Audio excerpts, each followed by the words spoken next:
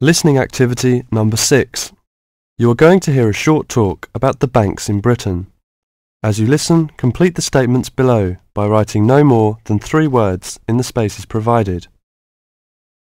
Good afternoon, everyone. Thanks for turning up today for this short talk I'm going to give on student banking. Many of you are unfamiliar with the way banks work in this country, and today's talk should just give you a few starting points. Well, as you probably know, you'll need to open a bank account while you are here. The safest place to keep your money is a bank. Choose one that is near where you study. All the major banks in Britain offer special facilities for students and will be only too happy to explain how to open an account. The most useful type of account is a current account. You can pay in money received in any form and then draw it out when you need it by using your checkbook. Writing out cheques in their name can make payments to other people. If you want to draw out cash for yourself, make the cheque payable in your own name or to cash. A cheque crossed with 2 parallel lines is even safer, as it must be paid into a bank account. Payment by cross cheque has the added advantage that when the person to whom you have given the cheque presents it at a bank, it will eventually come back to your bank and provide proof of payment. Most people now ask their bank to supply only ready crossed cheques. Most banks don't make charges if you keep more than a certain amount of money in your account. However, you shouldn't overdraw on your account, that is, withdraw more money than you have in without the bank's permission. If you borrow money from the bank, there will be an interest charge. You will also have to pay a small charge to convert foreign currency paid into your bank into sterling. If you have more money than you need for month-to-month expenses, it is a good idea to open a deposit account for some of it, where it can earn interest. This interest is taxable, but if your bank knows that you are not normally resident in Britain, then you do not pay tax on it. You can't pay by cheque on a deposit account, and to withdraw money you should give the bank 7 days' notice, or you'll lose 7 days' interest. When you have established yourself as a satisfactory customer with the bank, they can issue you a cheque card. This is really an identity card, which guarantees that correctly written cheques up to the value of £50 will be honoured by the bank. A cheque card can be very useful, as many shops and enterprises, particularly in London and the cities, will not accept a cheque unless a cheque guarantee card backs it. You can also use it with your chequebook to draw up to £50 cash from almost any bank in Britain. If you also ask for an Euro cheque card, this can be used in the same way to draw cash from most banks in Europe. Many banks provide dispensing machines, generally set in the wall of the bank outside, where you can draw cash when the bank is crowded or closed. Provided you are a satisfactory customer, the bank can issue you a cash card which allows you to draw up to £100 a day.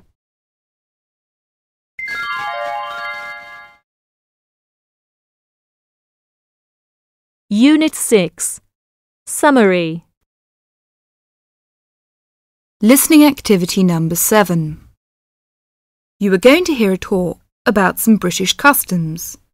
Listen to the talk and complete the notes below by writing no more than 3 words in the spaces. Good morning. My name is Marsha Smith, a counsellor here at the Student Services section of the university, and this morning I'd like to talk to you about visiting a British home. This may help you to cope well with your study and social life in Britain.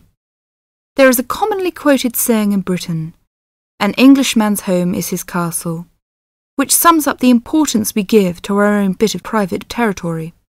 If you are living in a British home, or are invited to visit or stay with someone, it is important to act thoughtfully. For example, be punctual for meals and, if you know you have to miss one, let your host know as soon as possible. Check whether it is convenient for others in the house when you wish to take a bath or wash and dry laundry. And unless your host employs someone to do the housework, you are expected to make your own bed and keep your room clean and tidy yourself. If you don't have a door key, remember to make arrangements if you intend to be out late, and keep your hosts informed of your whereabouts so they don't worry. These suggestions apply whether you're a guest or a lodger, and will help the household to run smoothly. If you're staying as a guest of a British family, or even visiting for one meal, it is customary to take a small gift of flowers, chocolates, or something to drink. Don't spend too much, as this could embarrass your hosts. If you're staying for several days as a guest, it is usual to give a small present when you leave. Usually, you will get onto first-name terms with people you meet quite naturally and quickly. If you're unsure, continue to use their family name, surname, and title until they ask you to use their first name. Older people, and those with whom you have a more formal relationship, may prefer to stick to surnames, for example, Dr. Smith or Mrs. Smith. If you're going to eat with British people or to stay with a British family, you may want to know if there are things that they normally do or don't do at the table. Rather than worry too much about rules, you may like to watch other people and copy what they do. It also helps to understand a few customs first. Both at home and in restaurants, people normally wait until everyone has got their food before they start eating. However, they will start before this if someone says, "Please don't wait," or "Don't let it get cold." When people have started, they keep their cutlery, knives, forks and spoons on the plate when they are not using them, and leave them on the plate when they finish the course. For each course, different cutlery is used. You may also notice that people don't usually spend much time at the table talking, drinking and smoking. In fact, after dinner at home, it's fairly common for everyone to leave the table together and have coffee in the living room. If you are staying with a family or visiting informally, it's usual to offer to help with household chores, for example, clearing the table and washing up the dishes after a meal.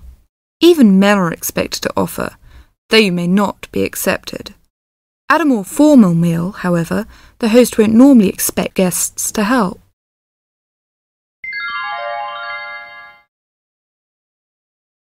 Listening activity number 8. You are going to hear a series of lectures on Irish culture. Listen to the first part of the lecture.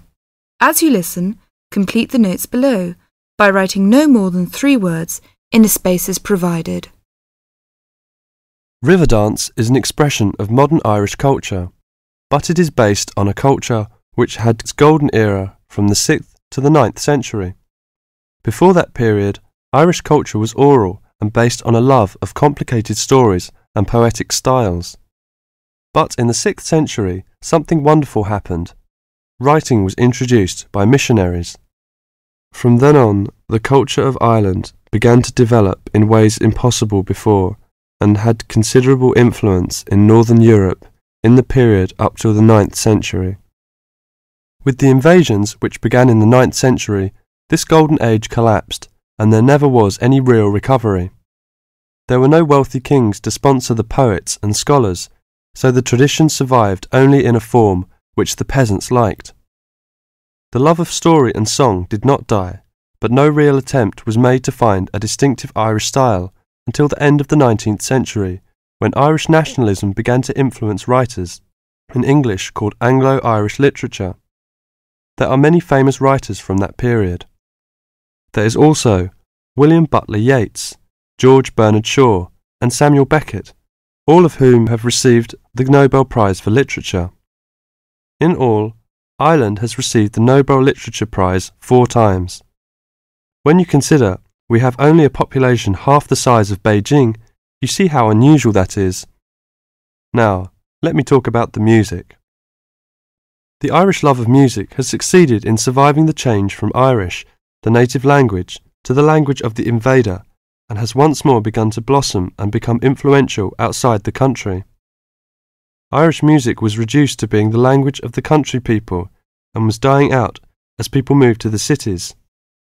Young city people did not want to listen to peasant music, although we were all told it was important. Some efforts were made to make it attractive to city people, but largely without success. More recently, this has begun to change, and since the 1980s has taken off. But modern Ireland has been looking for more than just a revival of traditional music. Many of the most famous popular singers in the world are Irish: U2, Enya, the Cranberries, and many others. There are 10,000 people employed in Ireland in the music industry. Riverdance is an expression of that new interest in the old and that ability to understand the new.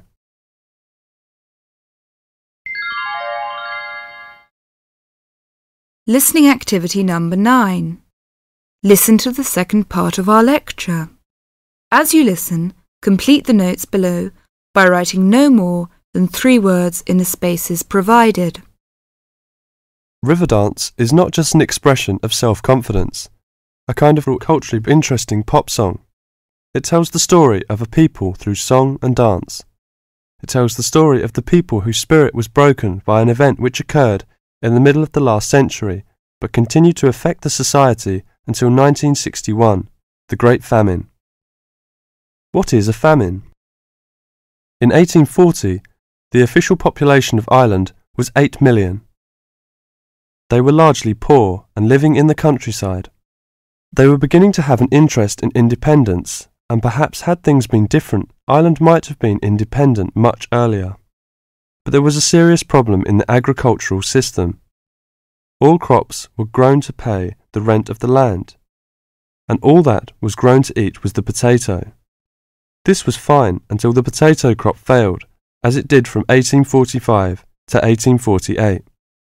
The stories of what happened in those times live on in the popular culture of Ireland, and I won't tell them here, but the result was that 2 million people died or left the country by 1851.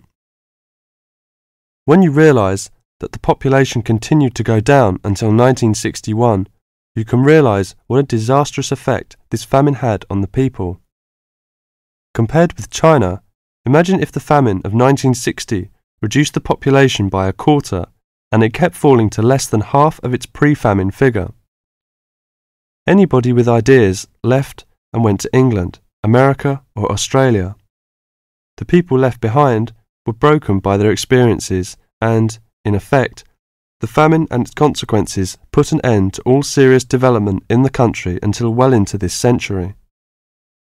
The Irish in Ireland lost all hope and self-confidence, and much of our modern culture is about the sadness of that time and the sorrow of saying goodbye to those who left and left well into this century. Ireland has the highest emigration rate of any country in Europe for the last 2 centuries. We even have an expression for this saying goodbye. It is called the American wake. It means the ceremony, like that of a funeral for someone going to America, because you will never see him or her again. Do you know why there is Irish music on the film Titanic? It is because most of the people killed were Irish. The leaving continued until the 1970s, because independence in 1921 was followed by a civil war and an economic depression. Almost every family in Ireland has relatives abroad, and up to the 60s in some places, of a class of 30 graduating from high school all left. Along the west coast, closed-up houses, from that time falling into ruin, are still common.